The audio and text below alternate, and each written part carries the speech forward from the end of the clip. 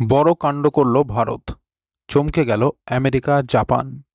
বন্ধুরা, proud বেঙ্গলির YouTube চ্যানেলে আপনাদের সকলকে স্বাগত জানাই। বিশ্বের রূপ বদলাচ্ছে। এককালে যাদের প্রথম বিশ্ব বলে ডাকা হতো তাদের পতন ঘটছে, আর এককালে যাদের তৃতীয় বিশ্ব বলে ডাকা হতো তাদের উন্নয়ন ঘটছে। পুরাতন সুপার পাওয়ারদের জায়গায় আসছে নতুন সুপার পাওয়ার, আর এশিয়া মহাদেশে এই নতুন সুপার পাওয়ারদের উত্থান ঘটছে। ভারত ও চীন যে সুপার পাওয়ার হয়ে উঠেছে সে ব্যাপারে এখন সারা বিশ্ব জানে। তবে ভারতের উত্থান সত্যিই এক চমকপ্রদ ঘটনা।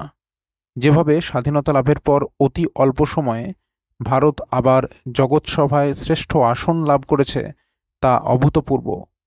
ভারত অর্থনৈতিক ও সামরিক এই দুই গুরুত্বপূর্ণ দিকে নিজেকে সশক্ত করেছে এবং জ্ঞান বিজ্ঞানের বিকাশ ঘটিয়েছে, এবং এই সব কারণেই সারা বিশ্ব এখন ভারতকে পথপ্রদর্শক হিসাবে দেখছে। বিশ্বের যে কোনো বিষয়ে ভারতের মতামত গুরুত্বপূর্ণ হয়ে উঠেছে। সব দেশ বন্ধুত্বের হাত বাড়াচ্ছে ভারতের দিকে। এমত অবস্থায় বড় কাণ্ড করল ভারত, যার ফলে চমকে গেল আমেরিকা, জাপান। বন্ধুরা, পুরো খবরটি বিস্তারিতভাবে জানাবো, তার আগে ভিডিওটিকে লাইক করে রাখুন এবং চ্যানেলটিকে সাবস্ক্রাইব করে রাখুন এই ধরনের গুরুত্বপূর্ণ খবরাখবর সবার আগে পাওয়ার জন্য। আর বন্ধুরা, সকলেই কমেন্ট বক্সে লিখে জানান আপনার মতে ভারত কত সালের মধ্যে বিশ্বের ১ নম্বর শক্তিতে পরিণত হবে। লিখে জানান কমেন্ট বক্সে।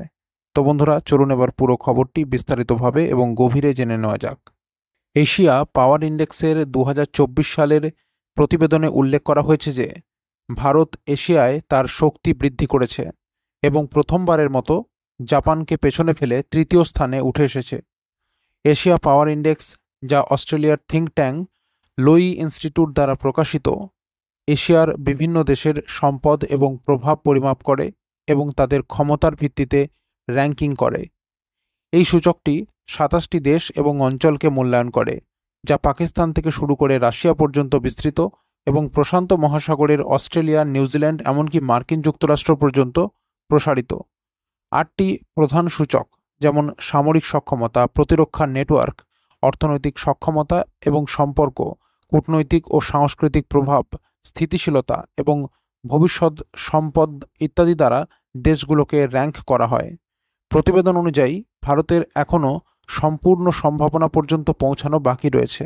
যদিও ভারত অনেক প্রাকৃতিক এবং মানব সম্পদ নিয়ে এশিয়ায় বড় শক্তি হিসাবে আবির্ভূত হচ্ছে, কিন্তু তার প্রভাব এখনও সম্পদের তুলনায় অনেক কম। ভারতের জনসংখ্যার আকার, ভূমি এবং অর্থনীতি তার সবচেয়ে বড় শক্তি হিসাবে বিবেচিত হয়। ভারতের অর্থনৈতিক বৃদ্ধি, বিশেষত করোনা পরবর্তী সময়ে 4.2 পয়েন্ট বৃদ্ধি পেয়েছে এবং ভবিষ্যৎ সম্পদের ক্ষেত্রে 8.2 পয়েন্ট বৃদ্ধি ঘটেছে। এর ফলে বোঝা যায় যে ভারতের তরুণ জনসংখ্যা আগামী কয়েক দশকে একটি জনসংখ্যাগত সুবিধা প্রদান করতে পারে, যা এশিয়ার অনেক দেশের, বিশেষত চীনের বিপরীতে কাজ করবে, কারণ তারা দ্রুত বৃদ্ধ হচ্ছে এবং তাদের কর্মক্ষমতা সংকুচিত হচ্ছে। তবে ভারতের প্রতিরক্ষা নেটওয়ার্কের স্কোর তৃতীয় বছরের জন্য কমে গিয়ে 9ম স্থানে নেমে এসেছে। পাশাপাশি সাংস্কৃতিক প্রভাব এবং অর্থনৈতিক সম্পর্কেও পিছিয়ে রয়েছে, যা ভারতকে আরও এগিয়ে যেতে কিছুটা বাধা দিচ্ছে। তবে ভারতের সামগ্রিক র্যাঙ্কিং উন্নত হয়েছে। ভারতের প্রধানমন্ত্রী নরেন্দ্র মোদীর কৌশলগত নেতৃত্ব এবং বৈশ্বিক কূটনৈতিক পদক্ষেপও দেশের কূটনৈতিক প্রভাব বৃদ্ধিতে অবদান রেখেছে। প্রতিবেদনে বলা হয়েছে যে ভারতের আরও বড় শক্তি হিসাবে আবির্ভূত হওয়ার সম্ভাবনা রয়েছে যদি তার সম্পদগুলো আরও কার্যকরভাবে ব্যবহার করা যায়।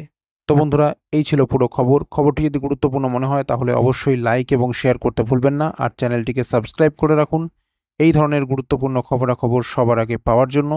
আর বন্ধুরা, সকলেই কমেন্ট বক্সে লিখে জানান আপনার মতে ভারত কত সালের মধ্যে বিশ্বের 1 নম্বর শক্তিতে পরিণত হবে। লিখে জানান কমেন্ট বক্সে। তো বন্ধুরা, এখনকার মতো এই পর্যন্তই। সবাই ভালো থাকবেন। অসংখ্য ধন্যবাদ।